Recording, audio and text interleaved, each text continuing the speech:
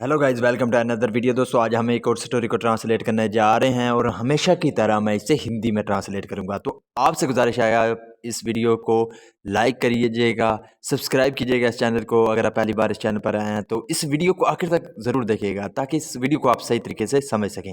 इस वीडियो में आपको वर्ड बाय वर्ड मीनिंग मिलेंगे और साथ में जो है हम ग्रामर के पोर्शन को भी कवर करने की कोशिश करेंगे। तो वीडियो शुरू करते हैं। वीडियो का जो टाइटल है वो है God does everything for good. God does यानी कि जो खुदा है वो करता है एवरीथिंग, सब कुछ, फॉर गुड, अच्छे के लिए। तो इसका क्या मतलब हुआ? God does everything for good यानी कि जो खुदा करता है वो यानी कि बेहतरी के लिए करता है, जो कुछ भी करता है।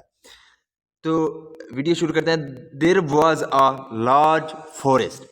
There was a large, large कहते हैं बड़ा, फॉरेस्ट कहते हैं जंगल को। तो एक यानी कि बहुत बड़ा जंगल था। A number of trees grew there. A number of trees यानी कि बहुत ज़्यादा तादाद थी किसकी? ट्रीज़ की, दरख्तों की। ग्रीव देयर जो वहाँ उगे हुए थे, यानी कि वहाँ बहुत ज़्यादा दरख्त थे। देयर वर मैंगो, तो कौन कौन से दरख्त थे उसके लिए बताया गया है। देयर वर मैंगो, तो मैंगो थे यानी कि आम थे। टीक थी, ओक था, शीशम था, नीम का दरख्त था, बनियान का दरख्त था, एंड पीपल ट्रीज, और पीपल के दरख्त थे। अमंग देम का मतलब होता है उनमें से एक। देयर वॉज वन ट्री, तो एक दरख्त था, विच had a crooked trunk. Which had जिसके थे क्या? Crooked trunk. ट्रंक कहते हैं तनों को या शाख को। तो क्रूक का मतलब होता है मुड़े हुए। तो उसके मुड़े हुए यानी कि तने थे। तो दोबारा समझते हैं। Among them there was one tree which had a crook trunk, कि उनमें से एक दरख्त जिसके जो तने थे वो मुड़े हुए थे। इट लुक्ड अगली in front of other trees. It looked ये दिखता था। अगली का मतलब होता है बदसूरत। तो ये बदसूरत लगता था। इन फ्रंट ऑफ का मतलब होता है के सामने। ऑफ अदर ट्रीज, और जो दूसरे दरख्त हैं उनके सामने ये जो दरख्त था वो बदसूरत दिखता था। The other trees use to tease him. The other trees यानी कि जो दूसरे दरख्त थे, यूज टू का हम कंसिस्टेंसी बताने के लिए इसका यूज करते हैं। जब हम पास की कोई हैबिट या पास की कोई बात का जिक्र करते हैं तो उस वक्त हम यूज टू का इस्तेमाल करते हैं। द अदर ट्रीज यानी कि जो दूसरे दरख्त थे, टीज हिम, टीज का मतलब होता है चिड़चिड़ाना। तो वो चिड़चिड़ाते थे हिम उसको। तो दूसरे जो दरख्त थे वो उसको चिढ़ाते थे। You are an ugly tree, you are तुम हो, एन अगली ट्री तो तुम एक बदसूरत दरख्त हो। The poor tree would think, the poor tree यानी कि जो वो बेचारा दरख्त था, वुड थिंक वो सोचता। Why did God make me अगली, व्हाई डिड क्यों गॉड मेक मी, तो खुदा ने मुझे बनाया है अगली, बदसूरत। तो खुदा ने मुझे क्यों बदसूरत बनाया है। वाई कांट आई बी, मैं क्यों नहीं हो सकता लाइक द अदर ट्रीज, दूसरों दरख्तों की तरह। लाइक का मतलब होता है की तरह या जैसा। तो इसका क्या मतलब हुआ? Why can't I be like the other trees, मैं दूसरे दरख्तों की तरह क्यों नहीं हो सकता, ऐसा उस दरख्त ने कहा, क्योंकि वो बदसूरत दिखता था जिसकी वजह से जो दूसरे दरख्त थे वो उसको चिड़चिड़ाते थे। One day,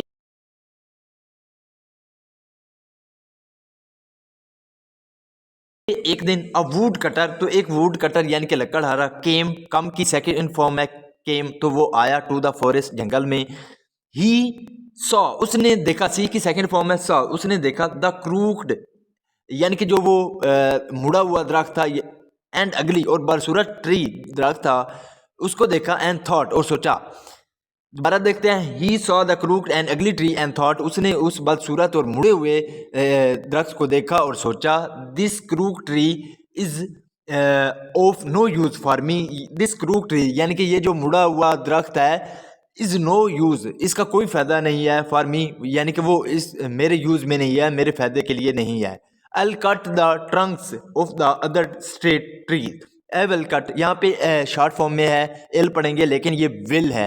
I will cut, मैं इसे काटूंगा। द ट्रंक्स यानी कि इसके जो तने हैं उसको काटूंगा। ऑफ अदर स्ट्रेट ट्री, तो दो स्ट्रेट का मतलब होता है सीधे, तो जो दूसरे सीधे दरख्त है उनके मैं तने काटूंगा। सो इसलिए ही cut down all the trees except the crooked tree. Cut down का मतलब होता है काटना, तो उसने काट दिए ऑल द ट्रीज यानी कि सभी दरख्तों को काट दिया। एक्सेप्ट, एक्सेप्ट का मतलब होता है सिवाय यानी कि उसके अलावा। द क्रूक ट्री, तो जो मुड़ा हुआ दरख्त था यानी कि जो बदसूरत दरख्त था उसके अलावा उसने सारे दरख्तों को काट दिया। नाउ अब the crooked tree thought, crooked tree यानी कि जो वो मुड़ा हुआ जिसकी शाखें मुड़ी हुई थी उसी दरख्त ने सोचा। थॉट का मतलब होता है सोचना, सेकंड फॉर्म है। God does everything for good, God does यानी कि जो खुदा करता है, एवरीथिंग यानी कि जो कुछ भी, फॉर गुड वो अच्छे के लिए करता है। तो इसका क्या मतलब हुआ, God does everything for good, के जो खुदा करता है वो अच्छे के लिए करता है। My ugliness saved my life, my ugliness यानी कि अगलीनेस का मतलब होता है बदसूरती, तो मेरी जो बदसूरती है सेव्ड मी, सेकंड फॉर्म है, सिंपल पास्ट टेंस का इस्तेमाल किया गया है। सेव का मतलब होता है बचाना, तो यहाँ पे सेकंड फॉर्म है सेव्ड, तो जो मेरी बदसूरती है उसने बचा लिया है माई लाइफ, मेरी ज़िंदगी को। तो दोबारा देखते हैं, माई अगलीनेस सेव्ड माई लाइफ, कि जो मेरी बदसूरती है उसने मेरी ज़िंदगी बचा लिया है। We should never blame God for over trouble, we should का इस्तेमाल हम चाहिए के सेंस में करते हैं कि जब हम किसी को कोई एडवाइस देते हैं उसके बाद हम शुड का इस्तेमाल करते हैं। तो वी शुड नेवर, हमें नहीं, कभी नहीं करना चाहिए क्या, ब्लेम। ब्लेम का मतलब होता है इल्ज़ाम लगाना या ब्लेम करना। तो किसी पर जब कोई इल्ज़ाम लगाते हैं तो उस वक्त हम ब्लेम का यूज़ करते हैं। तो हमें इल्ज़ाम नहीं लगाना चाहिए गॉड पर फॉर ओवर ट्रबल, तो हमारी जो मुश्किलें हैं, ट्रबल कहते हैं मुश्किलों को, तो हमारी मुश्किलों के लिए हमें गॉड यानी कि खुदा को उस पर इल्ज़ाम नहीं डालना चाहिए।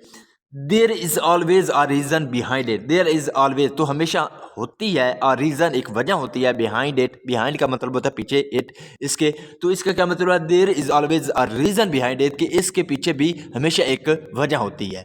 सो this is the video guys, अगर आपको पसंद आई हो तो इस वीडियो को लाइक कर दें, चैनल को सब्सक्राइब कर दें ताकि इसी तरह की आने वाली वीडियो आप तक पहुंचती रहे। Have a nice day, good bye.